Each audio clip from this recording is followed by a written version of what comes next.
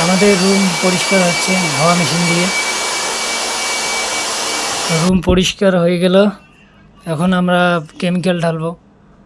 আমাদের মেঝেতে প্রাইমার করব। তো আমাদের প্রাইমারের মাল রেডি হচ্ছে। তো মাল রেডি হইতে হইতে আমরা একটু আলোচনা করে নিই যে ইপক্সি ফ্লোরিংটা আমরা কেন করব।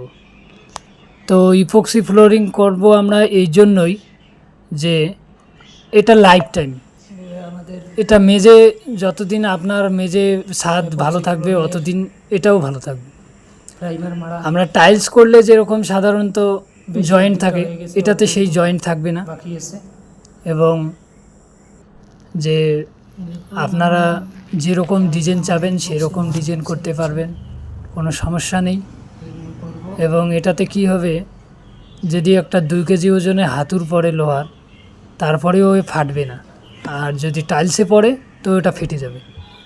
আর একটা বেনিফিট কি, যে গরমের সময় এটা অতিরিক্ত গরম হবে না, আর ঠান্ডার সময় অতিরিক্ত ঠান্ডাও হবে না। টাইলস যেরকম ঠান্ডার সময় একদম খুব ঠান্ডা হয়ে যায়, যে হাত লাগাও মুশকিল হয়ে যায়, এতটাই ঠান্ডা হয়ে যায়। তো এটা সেই রকম হবে না। আর এটাতে কোনো জয়েন্ট থাকবে না, লাইফ টাইম জিনিস। আপনাদের মন মর্জি ডিজাইন করতে পারবেন। হ্যাঁ, টাইলসে যেরকম গ্লেজ থাকে এটাতেও সেই রকম গ্লেজ থাকবে।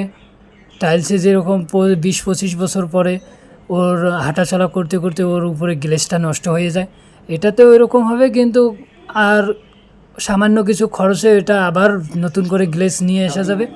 হ্যাঁ, যদি ডিজাইন পরিবর্তন করতে চাই ডিজাইনও পরিবর্তন করতে পারবে।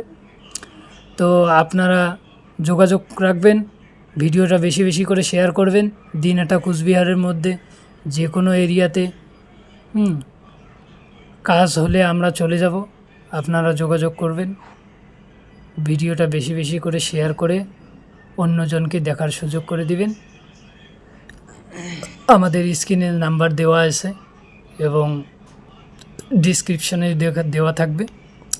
আপনারা সবাইকে জানিয়ে দিবেন বেশি বেশি করে। তো আপনারা ভালো থাকবেন, সুস্থ থাকবেন। এমনকি অনলাইনেও দেখে নিতে পারেন, আপনারা এই কাজ সম্পর্কে জেনে নিতে পারেন যে কী রকম। শুধু আমার কথাই যে আপনারা করাবেন বাড়িতে কাজ, এই কাজটা 6টা কোয়ালিটি আছে: মেটালিক, ইন্ডাস্ট্রিয়াল, গ্রানুলেস, 3D, 2D এবং LED। তো এটা হচ্ছে মেটালিক ফ্লোরিং। ইন্ডাস্ট্রিয়াল ফ্লোরিং হচ্ছে ওটা শপিং মলে যেরকম এক কালারের টাইলস করে ওটাকে বলে ইন্ডাস্ট্রিয়াল। 2D পেপার বিছাইতে হবে,